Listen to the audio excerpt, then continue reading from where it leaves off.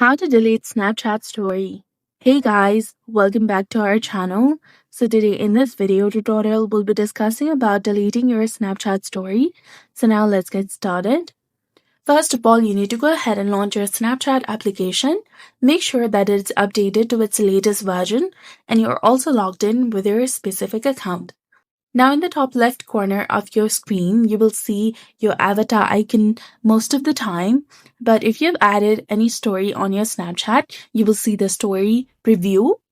Go ahead and tap on that. Now again, scroll down and there you will see the option of My Story.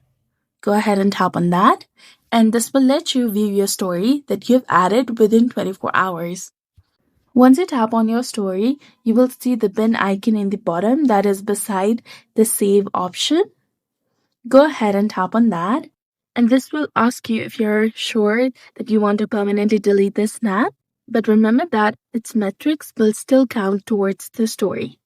And you can only delete the story that you have added within 24 hours. So if you're sure that you want to permanently delete this story, go ahead and tap on delete snap. And you will see the indication of deleting snap and then snap deleted in the top of your screen and you'll be done.